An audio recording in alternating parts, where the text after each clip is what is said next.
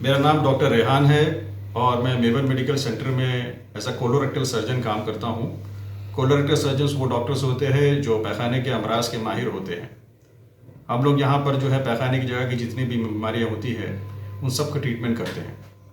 आम तौर से जैसे लोग जानते हैं कि सबसे आम बीमारी या कॉमन बीमारी जो रहती है वो बवासीर की होती है, जिसको अंग्रेज़ी के अंदर पाइल कहते हैं और हम लोग मेडिकल टर्म के अंदर इसको हीमोराइड्स कहते हैं। तो चलिए बात करते हैं कि ये हीमोराइड्स और ये बवासीर क्या होता है।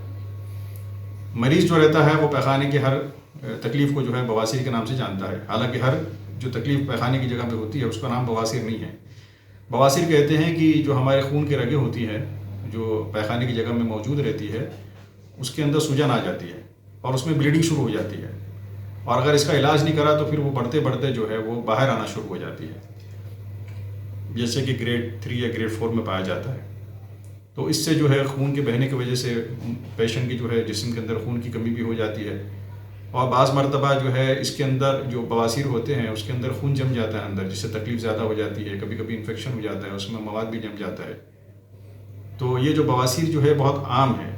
आम तौर से इसकी जो वजह पाई जाती है वो ये है कि कब्ज़ की बीमारी होती है।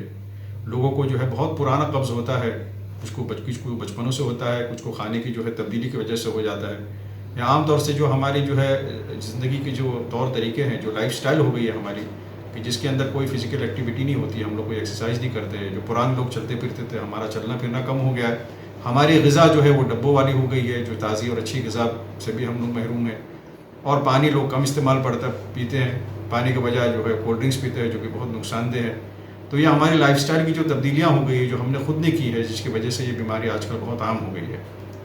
और मरीज़ जो हमारे पास आते हैं वो इस शिकायत को लेकर आते हैं कि हमको जो है पैखाने की जगह में बहुत ब्लीडिंग होती है।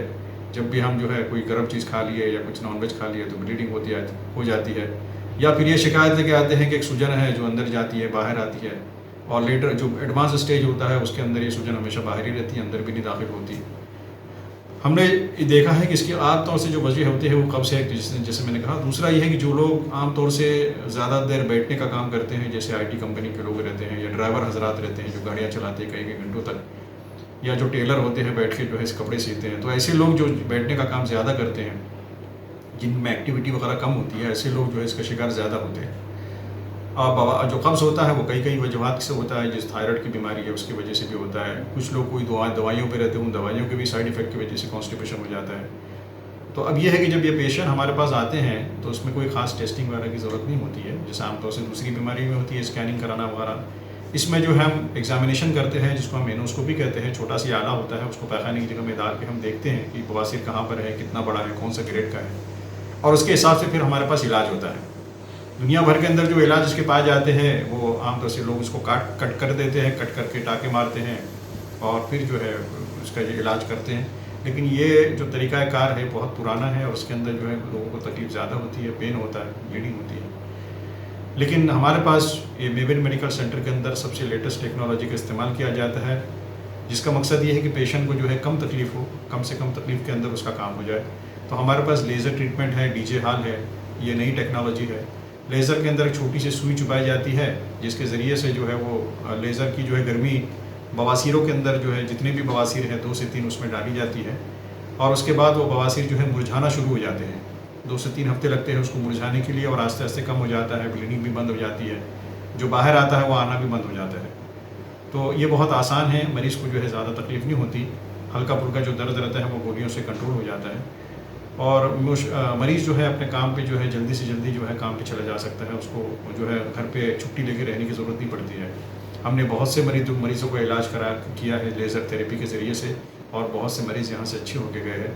हमारा मैसेज लोगों के लिए है कि जब भी आपको ऐसी तकलीफ़ हो तो उसको जो है उसको छुपाए ना, अपने घर वालों से, दोस्त अहबाब से ना छुपाए, बल्कि उसको डिस्कस करें, हमारे पास आइए, हम जो है इसका इलाज करेंगे, इसकी तशख़ीस करेंगे, इसका डायग्नोसिस करेंगे, इसका सही इलाज हमारे पास मौजूद है, और आप जो है मुतमईन होकर इंशाल्लाह जाएंगे।